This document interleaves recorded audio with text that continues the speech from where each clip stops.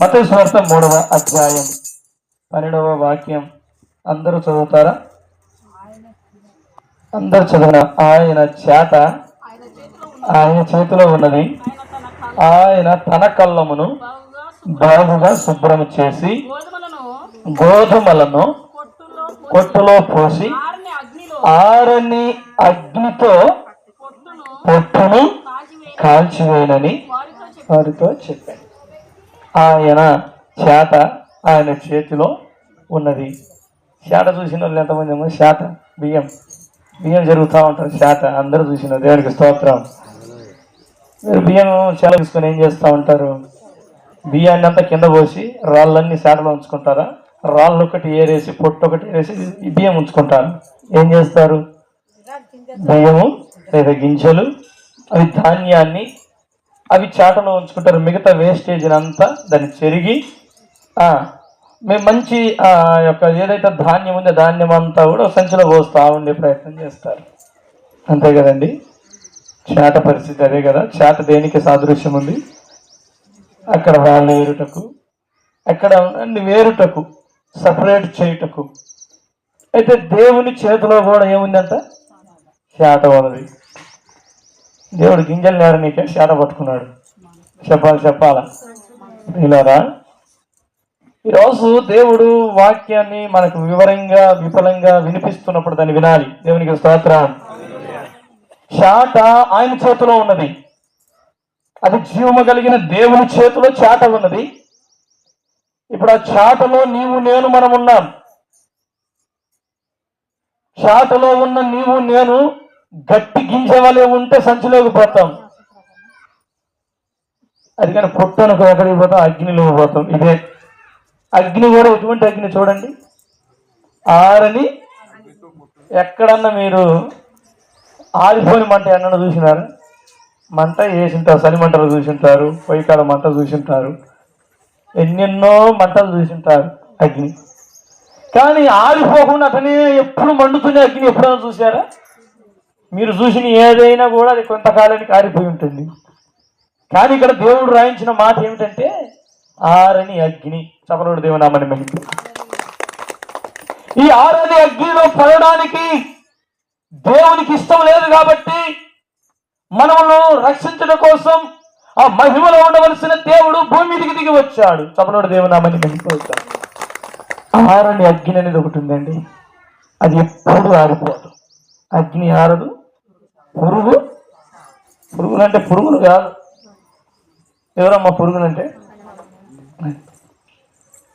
కాబట్టి ప్రియులారా, అగ్ని ఆరని అగ్ని ఒకటి ఉంది. ఇప్పుడు చేట ఆయన చేతిలో ఉన్నది. ఇప్పుడు బాగా అర్థవంతంగా మనం వినాలి, అర్థం చేసుకోవాలి. చదవండి, ఆ భాగం చదవండి.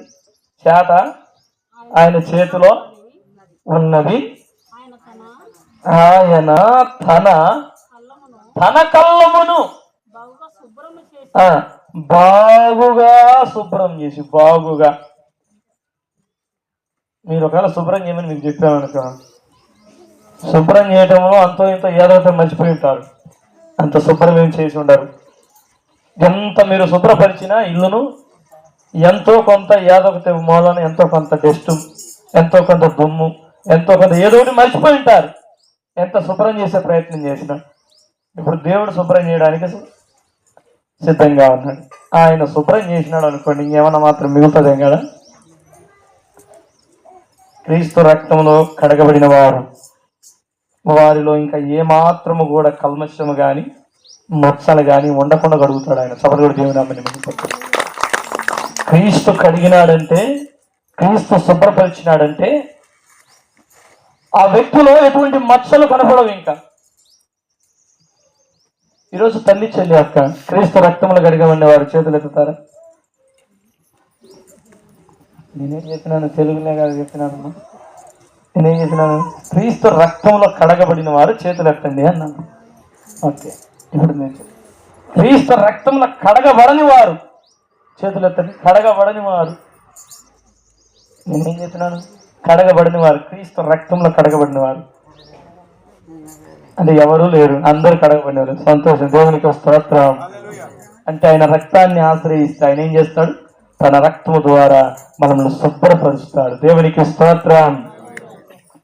అంటే అందరూ కూడా మీరు అంటున్నారు గట్టి గింజలం మేమంటున్నారు అంటే దాని అర్థం అంతే, మేమందరము కూడా గట్టి గింజలు అయితే సంతోషమే. నువ్వు ఇంకా గట్టి గింజ వలె మార్చబడకుంటే ఆయన రక్తం ఇంకా సమీపంగా ఉంది. ఆయన రక్తం చేత నిన్ను శుద్ధి చేసి నిన్ను కూడా గట్టి గింజలే మారుస్తాడు. చెప్పడం దేవునామని మేము పొందాం. ఆయన దగ్గరికి వచ్చిన వారిని ఎవరిని కూడా ఆయన త్రోసివేయుడు. నువ్వు నాకు అక్కర్లేదని చెప్పడు. అందరినీ కూడా శ్రేష్టమైన వ్యక్తులుగా ఆయన మారుస్తాడు. గట్టి గింజ వలె మారుస్తాడు. గట్టి గింజ మరొక ఇత్తనాన్ని తయారు చేస్తుంది. ఏమన్నా పొట్టు తయారు చేస్తుంది, పొట్టు ఇంకొక ఇత్తనాన్ని తయారు చేస్తుంది అంటారా? ఇక్కడ గోధుమ గింజ రాయబడింది. గోధుమ గింజ అది భూమిలో నాటినప్పుడు అదొక మరొక ఇలారా. తల్లి చెల్లి అక్క మీరందరూ అంటున్నారు మేము క్రీస్తు రక్తంలో కడగబడినామని. క్రీస్తు రక్తంలో కడగబడిన నీవు గట్టి గింజ వలె ఉండాలి. ఎందుకంటే చాటలో ఉన్నావు నీవు. ప్రభు చేతిలో చాట ఉంది. ఆ చేతిలో ఒకసారి ఆయన చెరిగి ఏం చేస్తాడు? గట్టి గింజలు లేదా ఆ గోధుమ గింజలు కొట్టులో పోసి మిగతా పొట్టునంతా ఏం చేయబోతున్నాడంట? ఆహారాన్ని అగ్నితో కాల్చివేయడానికి సిద్ధంగా ఉంటున్నాడు. తల్లి చెల్లి అక్క మన విశ్వాస జీవిత యాత్రలో ముందుకు సాగుతున్నప్పుడు నువ్వు అవిశ్వాసంగా ఉండడానికి లేదు, నువ్వు తీవ్రడానికి వీలు లేదు, నువ్వు పొట్టు వల్ల ఉండడానికి వీలు లేదు. పొట్టు చివరికి ఏమైపోతుందో కీర్తన గ్రంథం 1వ అధ్యాయం 4వ వాక్యం చదవండి అన్న. దుష్టులలాగా ఉండక గాలి చెదరగొట్టు పొట్టు వలె దుస్తులు అనగా దేవునికి దూరస్తులు, దేవుని యందు భయం భక్తి లేని వారు, దేవుణ్ణి అంటే అసలు అసహించుకునేవారు. అసలు దేవుడు ఆడున్నారా? అసలు బుద్ధిహీనుడు తన హృదయములు అనుకుందరు అని రాయబడింది వాక్యం. దేవుడు ఆడున్నాడు అని అంటారంట. కాబట్టి ప్రియులారా ఆపత్కాలం వచ్చేసరికి దేవుడా దేవుడా దేవుడు అంటారంట. మళ్ళా ఆపద రాగానే తల్లి చెల్లి అక్క అన్నా వినండి, దేవుని మాటలు వింటున్నాం. ఆయన చేతిలో ఏముంది? చాట ఉంది. ఈ చాటలో 2 రకాలు మనం చూస్తాం. ఒకటి గోధుమ గింజలు, రెండవది పొట్టు. గోధుమ గింజలు ఎక్కడికి వెళ్తాయి ప్రియులారా? కొట్టు లేకపోతాయి, ఒక సంచిలోకి పోతాయి. ధాన్యం అది నిల్వ, అది ఫలము, అది ఆశీర్వాదకరంగా. పొట్టును ఎవరినైనా ఏం చేస్తారమ్మా? పొట్టు ఏం చేస్తారు? పొట్టుకి విలువైంది అంటారా? గట్టి గింజ విలువైంది అంటారా? మీరు పంట వేసినారు, ఎక్కువ ఏం కోరుకుంటారు? మంచి ధాన్యం కావాలని కోరుకుంటారు. పొట్లు మరబట్టేసడానికి పోయింటారు. అక్కడ ఎక్కువ పొట్టు వచ్చి కొంచెం తక్కువ వచ్చినాయి, అక్కడ ఏం అసలు సరైన పొట్లు మాకు ఎత్తలేదు అనుకుంటారు. అంటే అంత నీరసించిపోతాం. అంటే మిమ్మల్ని ఎవరో మోసం చేశారు. తల్లి చెల్లి అక్క అండి వినండి, ఈరోజు సంఘములో దేవుడు నిన్ను నాటుకున్నాడు. నువ్వు దేవుణ్ణి మోసం చేయొద్దు, నీ కుటుంబాన్ని నువ్వు మోసం చేయొద్దు. ఒకటి దేవుడు నీతోనే మాట్లాడుతున్నాడు. నీ వ్యక్తిగత జీవితంలో నిన్ను దేవుడు ఎలా నిలబెట్టాడు? సంఘములో ఒక గట్టి గింజ వలె, నువ్వు ఒక పనికొచ్చే పాత్ర వలె నువ్వు ఉండాలని, నీవు మరొక ఇతరాన్ని తయారు చేసే వ్యక్తిగా నువ్వు ఉండాలని దేవుడు నిన్ను నాటుకున్నాడు. దేవునికి స్తోత్రం. ఆయన ఆశించాడు, ఆయన ఇష్టపడ్డాడు, ఆయన కోరుకున్నాడు. నీలో ఉన్న ఆ బలహీనతలు ఆయన ఎరుగు, నీ స్థితిగతులు ఆయన తెలుసు, నీ పరిస్థితి తెలుసు, నీ హృదయంలో ఉన్న ఆలోచన విధానమైన తెలుసు. నువ్వు ఆయనకు దూరస్తుని కూడా ఆయన రక్తం ద్వారా నిన్ను ఆయన సమీపస్తులుగా మార్చుకున్నాడు. ఎందుకో తెలుసా? నువ్వు పొట్టు వల్ల ఉండకూడదని. సబరగడుతున్నామని ఆయన నిన్ను మార్చుకుంది, నిన్ను రక్షించుకుంది, నిన్ను సంఘములో చేర్చుకుంది. ఆయన రక్తంతో నిన్ను కడిగింది. ఎందుకంటే నువ్వు గట్టి గింజ వలె మార్చబడి మరొక ఇతరాన్ని నువ్వు తయారు చేస్తావని. దేవునికి స్తోత్రం. ఈరోజు ప్రభునందు ప్రయాస ఏమాత్రం వ్యర్థమవుతుందా? నువ్వు ఏదైతే ప్రభు కోసం పరిచర్య చేసి ప్రయాసపడుతున్నావో, నువ్వు పాటే పాడవచ్చు, వాక్యమే చెప్పవచ్చు, అక్కడ పరిచర్య చేయవచ్చు, అక్కడ వంటే చేయవచ్చు, అక్కడ శుభ్రపరిచే ఏదైనా కావచ్చు. అది ప్రభువునందు ఏది వ్యర్థము కాదు. సభలో దేవునామని మహిమ. అంటే ప్రభువు పని నువ్వు చేస్తే నీకేముందంటే అది వ్యర్థమైపోదు. ఆ పనికి తగిన ప్రతిఫలం వస్తుంది, ఆ పనికి తగిన దీవెన వస్తుంది, ఆశీర్వాదం వస్తుంది.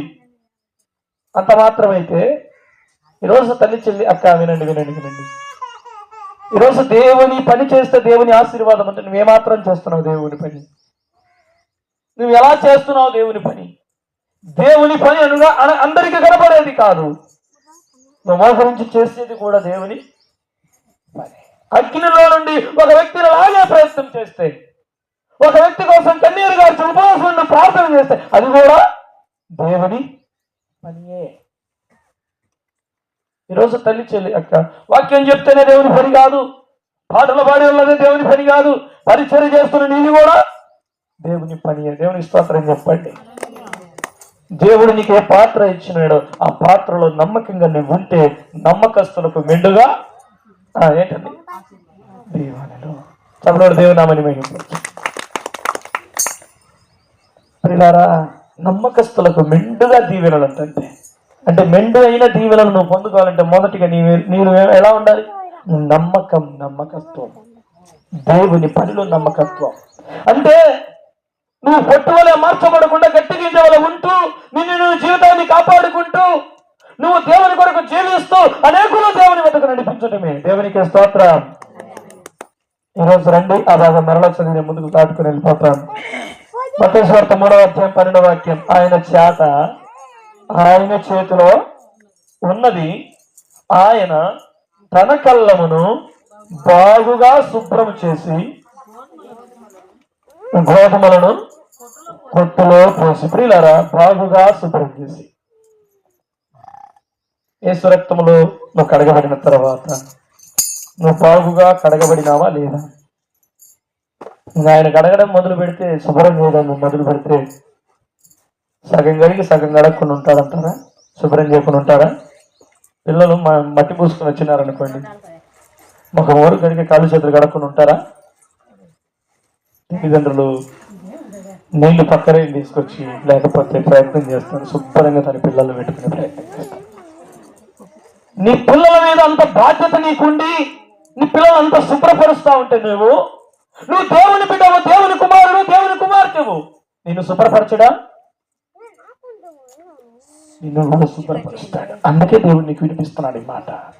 నిన్ను కూడా బాగుగా శుభ్రం చేయడానికి ఆయన సిద్ధంగా ఉన్నాడు. చప్పుడు కూడా దేవునామని నిన్ను బాగుగా శుభ్రం చేసి చివరికి ఎక్కడంట గోధుమలను కొట్టులో పోస్తాడు.